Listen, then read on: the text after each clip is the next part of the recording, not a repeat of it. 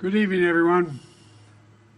Last year at the NATO summit in Lithuania, the United States brought together every member of the G7 to sign a joint declaration of support for Ukraine. 25 additional countries joined us quickly. Each agreed to forge a long-term bilateral commitments with Ukraine. President Zelensky and I have just now signed that agreement between the United States and Ukraine. Our goal is to strengthen Ukraine's credible defense and deterrence capabilities for the long term. A lasting peace for Ukraine must be underwritten by Ukraine's own ability to defend itself now and to deter future aggression anytime in the future.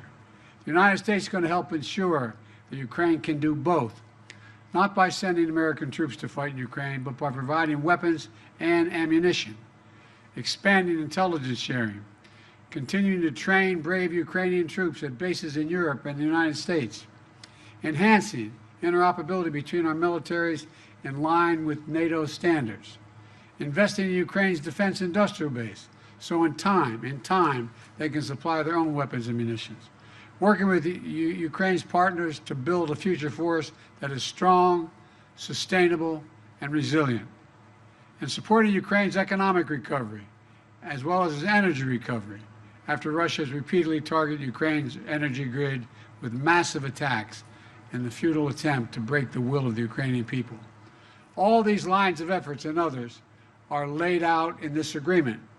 Additionally, the G7 achieved a significant outcome this week on the matter of Russia's frozen assets in Europe and other places outside of Russia. Back in 2022, 2 days after Russia's invasion, members of the G7 and the European Union worked together to freeze $280 billion in Russian central bank funds outside of Russia. I'm very pleased to share that this week, the G7 signed a plan to finalize and unlock $50 billion from the proceeds of those frozen assets, to put that money to work for Ukraine. Another reminder to Putin, we're not backing down. In fact, we're standing together against this illegal aggression.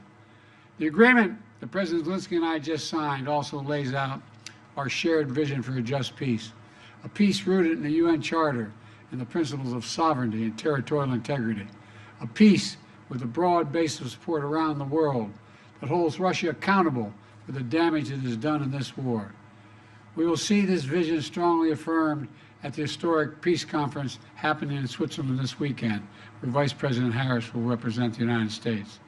Finally, this agreement accelerates Ukraine's integration into the European and transatlantic communities. It includes major commitments from Ukraine to implement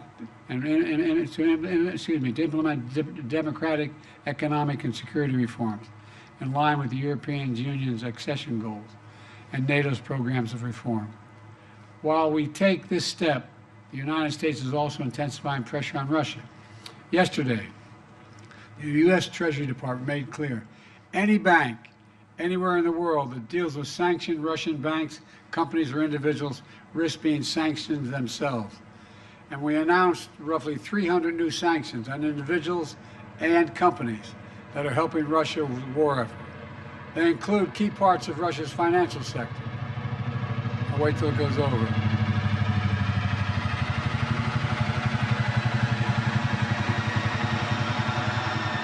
As well as individual and entities that supply Russia with items critical to its defense production, like microelectronics, machine tools, and industrial materials.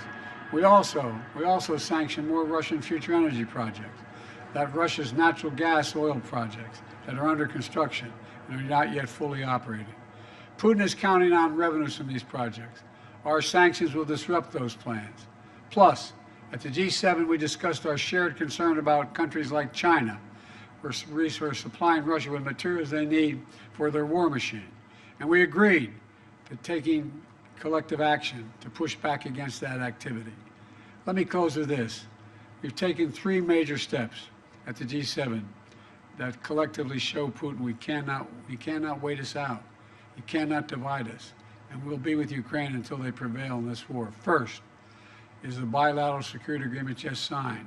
Second, historic agreement to provide $50 billion in value from Russian sovereign assets to Ukraine. And third, an agreement to ensure our sanctions efforts disrupt third countries that are supplying Russia's war efforts. That will increase pressure on the Russian economy. Collectively, this is a powerful set of actions, and it will create a stronger foundation for Ukraine's success. 2.5 years ago, Putin unleashed a brutal war on Ukraine, and it's been a horrifying ordeal for the Ukrainian people who are so brave and incredible. It's also been a test for the world. Would we stand with Ukraine? Would we stand for sovereignty, freedom, and against tyranny? The United States, the G7, and countries around the world have consistently answered the question by saying, yes, we will.